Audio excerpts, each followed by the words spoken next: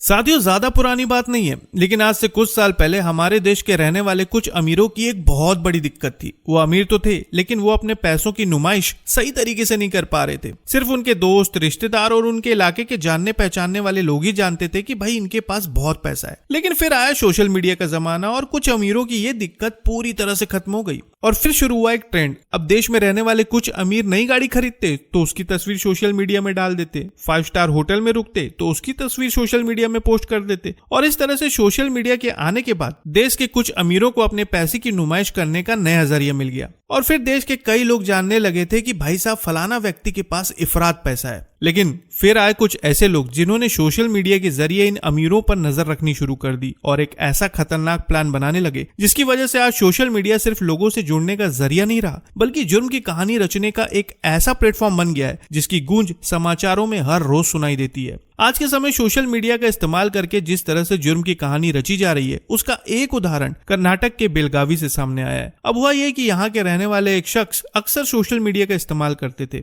और शायद इनके पास पैसों की भी कोई कमी नहीं थी। यही वजह थी कि सोशल मीडिया में इनकी अमीरी साफ दिखाई देती थी। अब इसी तरह एक दिन जब ये कुछ सोशल मीडिया एप्स का इस्तेमाल कर रहे थे तभी इनके पास एक अनजान लड़की का मैसेज आया जिसमें लिखा था कि वो इनसे दोस्ती करना चाहती है। अब उस अनजान लड़की के मैसेज को देखकर इन्हें थोड़ा अटपटा लगा, लेकिन फिर भी इन्होंने बातचीत शुरू कर दी। धीरे धीरे बात आगे बढ़ी, तब जाकर पता चला कि लड़की एक फैशन डिजाइनर है और सोशल मीडिया में नए नए दोस्त बनाना उसका शौक है। अब लड़के को लगा कि चलो भाई, लड़की दोस्ती करना चाहती है तो दोस्ती कर लेते हैं। और इसी तरह इन दोनों की बातचीत आगे बढ़ती रही और फिर कुछ समय बाद इनकी दोस्ती इतनी ज्यादा गहरी हो गई कि कुछ ही दिनों के अंदर ये दोनों अपनी पर्सनल बातें एक दूसरे के साथ शेयर करने लगे और अब हर तरह की बात होने लगी थी। फिर धीरे धीरे समय बीता और सोशल मीडिया में इनकी बातें चलती रही, लेकिन फिर एक दिन लड़की ने मैसेज किया कि बातें तो बहुत हो गई, अब हमें मिलना चाहिए। बस फिर क्या था, लड़के ने तुरंत हामी भर दी और फिर मिलने की जगह चुनी गई एक होटल का कमरा। अब कुछ समय बाद जब लड़का होटल में पहुंचा तो अपनी ऑनलाइन वाली दोस्त को देखकर वो बहुत खुश हुआ। दोनों कमरे में गए और फिर ढेर सारी बातें करने लगे। लेकिन फिर बातचीत के दौरान लड़की ने कहा कि तुम एक काम करो,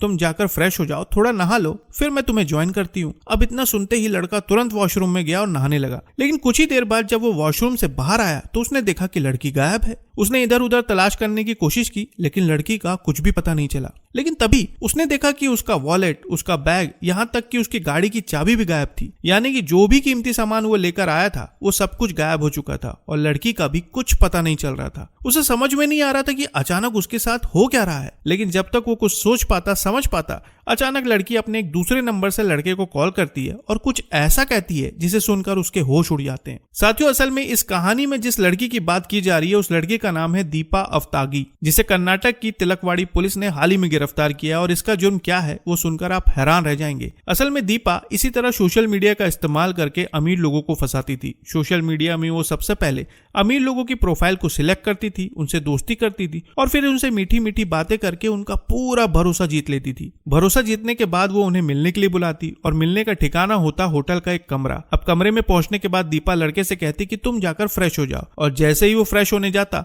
दीपा उसका सारा कीमती सामान लेकर उसी की गाड़ी में फरार हो जाती। लेकिन बात सिर्फ इतनी नहीं थी, वहां से फरार होने के बाद वो किसी दूसरे नंबर से अपने शिकार को फोन करती और कहती कि मुझे और पैसे चाहिए और अगर तुमने पैसे देने से मना किया तो तुम्हें झूठे दुष्कर्म के आरोप में फंसाकर जेल भिजवा दूंगी। अब होता यह था कि कई पीड़ित डर और बदनामी की वजह से उसकी बात मान लेते थे और पैसे दे देते थे और इसी तरह से दीपा लंबे समय से इस तरह की ठगी को अंजाम देती आ रही थी। मीडिया खबरों की माने तो काफी लंबे समय तक दीपा इसी तरह सोशल मीडिया का इस्तेमाल करके लोगों को अपना शिकार बना रही थी। लेकिन फिर एक शख्स ने बड़ी हिम्मत करके पुलिस में इसकी शिकायत दर्ज करवाई।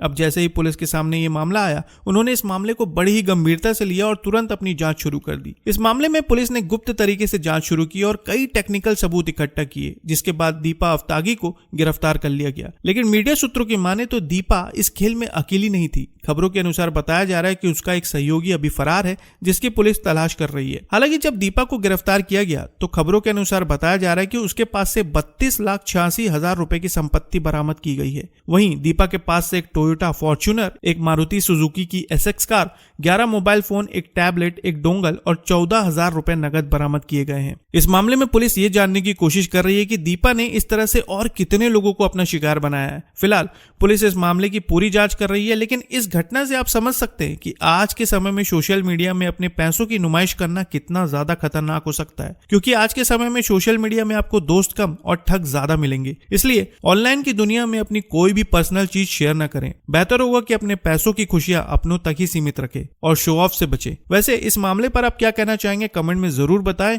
और नई खबरों के लिए चैनल को सब्सक्राइब करना ना भूलें। तो फिर मिलेंगे साथियों बिल्कुल एक नई खबर के साथ, तब तक के लिए आपका बहुत बहुत धन्यवाद।